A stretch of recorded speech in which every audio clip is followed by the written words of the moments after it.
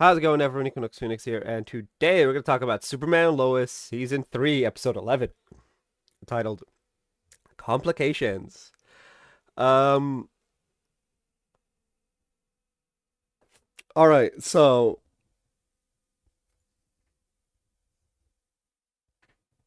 how do I put this? This episode's a bit on the weird side, right? So, Lois is obviously going into surgery, and, um, how do I put this? She's going into surgery, uh, and so the night before, her last dinner, as it were, everyone's all around. Now, Jordan is sitting outside, having his meal outside on the porch and shit.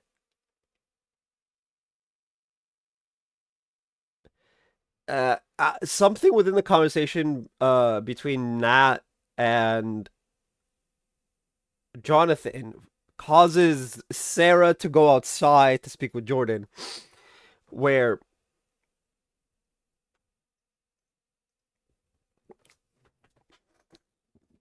Sarah tries to like talk to Jordan. Of course, Jordan's just not hearing any of it. Um, because he's how do I put this? Jordan is upset, justifiably so.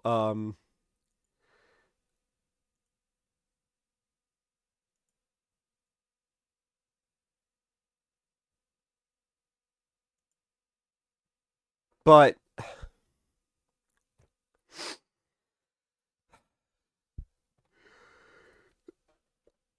when Sarah says like, "Look, I apologize, didn't I?" and all of this, is just like Jordan fires back with that she's only apologizing because he saved her life, and that he meant every word of it. Which,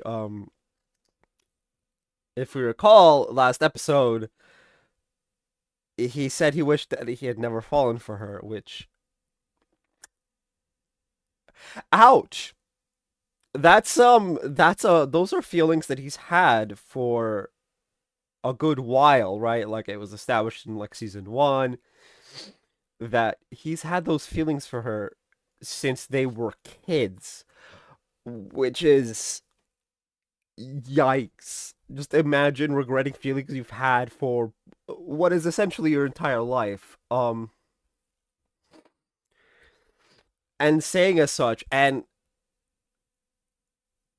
this causes Sarah to spend the entire night spiraling, like in a downward spiral.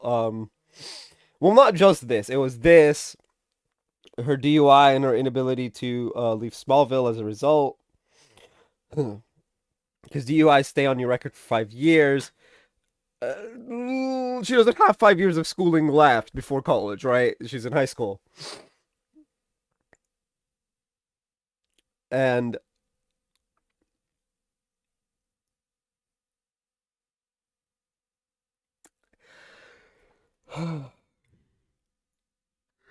it is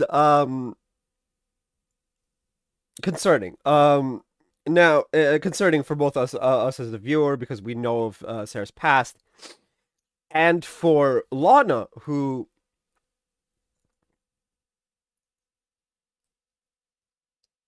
um her mother kind of thing. Now Lana goes to talk to Kyle, who, as a result of what happened last episode and him finding out that Clark is the Man of Steel,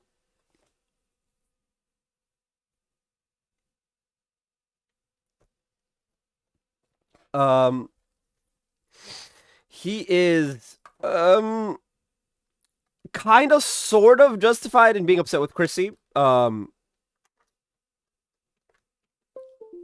But at the same time, no. Look, the way he went about it, he was a complete utter jackass to Chrissy, which hey, and Kyle, we know Kyle's working on himself and whatnot. Anyway, Lana mentions to Kyle that the last time Sarah was this bad was, and then just pauses, and like Kyle gets the meaning. Lana obviously, is the one talking, so she understands the meaning behind her words, and us as the viewer, we get it. It's like Kyle's like, okay, let's go. They go talk to her at the diner, and Kyle reveals that when he was her age, he didn't just drink as you do in high school. Because honestly, the allure of alcohol only holds for the most part until you hit the legal drinking age, and then it's just like, and then depending on if you've like gained like alcoholism as a teen or not, you tend to just stop. Like I have the bottle of Smirnoff over here. It's almost done. It's been almost done for like a year. And then the bottle of scotch up here. I've never even opened the scotch bottle. Yeah, right there. Yeah, it's on my bookshelf. You see it. Smirnoff, and then the scotch right there. Um, the Smirnoff is slightly hidden. It's recessed into the bookshelf. Um, I tried lifting it when I woke up this morning. For some reason. Anyway,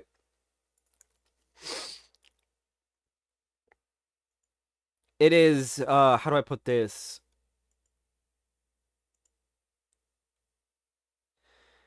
It's the lure just loses its allure. Now, he explains that he felt kind of like the only way like he was able to feel good, uh, in a manner of speaking, was when he was drinking, and it wasn't until he found something to help him through through the steps to being at least more responsible and whatnot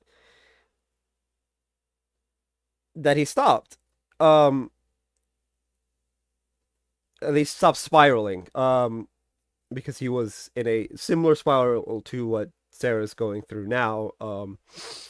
Maybe not to the same extreme or the exact same way, but it is what it is.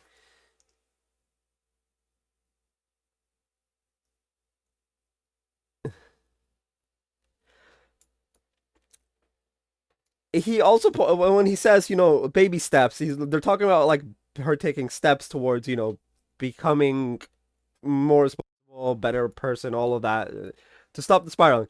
He points to a help wanted sign for working as a waitress in the diner they're at, and obviously because Candace left and she was the previous waitress, but like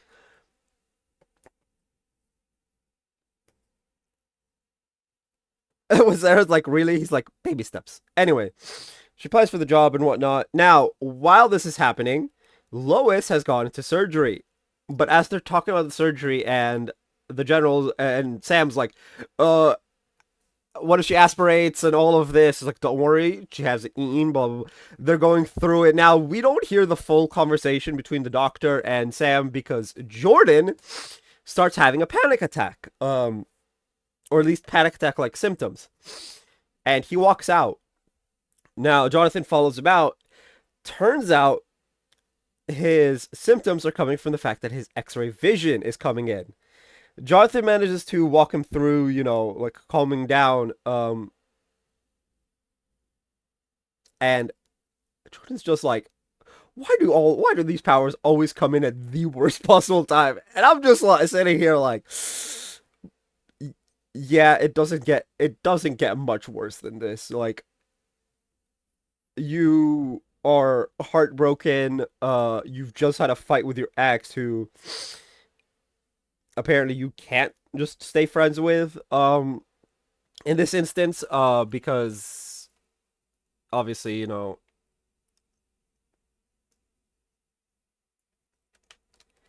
eh, it's a bit awkward. The way they ended it off was really awkward, and so like staying friends is gonna make things super awkward. And yeah. Anyway, just like it's just right now his mom is in surgery. Like it's just there isn't much worse that can happen. Now, Lois's surgery is, of course, as we know, successful. She's one of the title characters. She can't die. At least not permanently. But while this is all happening, Pia is wreaking havoc on the city. Not intentionally, mind you. She knows that Lois' surgery is that day, so she wouldn't just go out and cause havoc for no reason. But Pia's powers are out of control due to the cure. Um, Now Pia goes out into the city, and her powers are going to take out the city block. Now Clark is out there, and he confronts her. While he's confronting her, John Henry and Nat are in a confrontation with Mateo and Bruno, caused by John Henry being John Henry, while Nat is trying to get Mateo to. I don't I don't know what Nat's intentions are. We don't really hear it. She's in a meeting with Mateo. They're talking, and then John Henry comes in and just. Well, okay, first Bruno comes in, then John Henry comes in because John Henry's uh, just being weird. Like, I get being overprotective of your kid, but like. And in this case, it was warranted. Like, Bruno did technically hold Nat at gunpoint. Well, sort of warranted. She can avoid it. Just with the suit mask. I'm pretty sure the suits are bulletproof. So it wouldn't have mattered ultimately, but like anyway, because Pia has very little time left, the fight stops, and they all go outside and see as as Superman has managed to get to Pia and fly her up into the atmosphere ish, and her powers explode out and she dies, right? He tells her that she needs to let go because her family would want her suffering and whatnot. And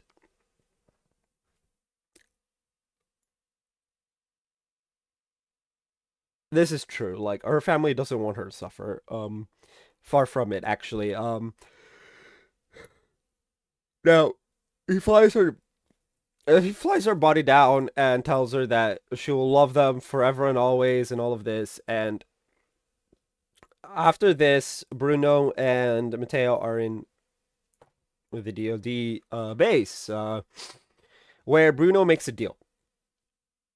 He will tell Sam everything if all charges on Mateo are dropped. Now, I'm like, okay, yeah, Mateo didn't really do anything illegal per se. Morally dubious? Sure.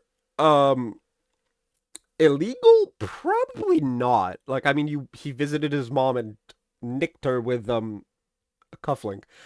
There is no law that says you can't nick your mother who's in DOD prison with a cufflink.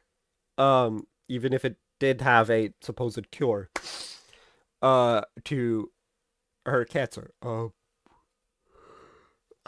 man, this is anyway, Bruno looks to John Henry. He's like, make sure he's well cared for. Looks to Sam. Do we have a deal? Sam agrees to the deal. So all's well that ends well. Sarah obviously gets the job and makes a comment about the uniforms being from the 1950s, and the episode ends with Bruno's lab being shown, but Inverse Kal-El is alive, sort of.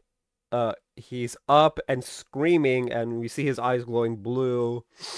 I miss the blue heat vision from Supergirl, but obviously we know this is a different Earth to Supergirl, so maybe I guess in this Earth the heat vision is not blue.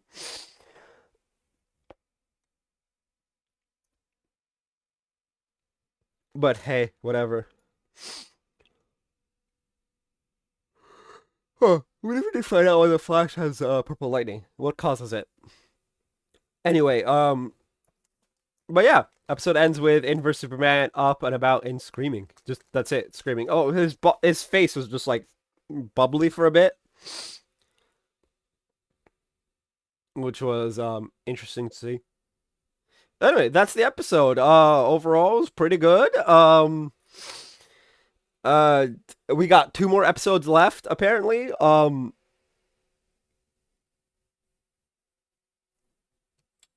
Weird that we're 3 seasons into a Superman show and we still haven't seen Lex Luthor, but also thank goodness because oh my life, if Earth whatever Lex is anything like Earth Prime or 38 Lex, I don't want to see him. I just don't. Although we know he's coming this season, so he's probably next episode.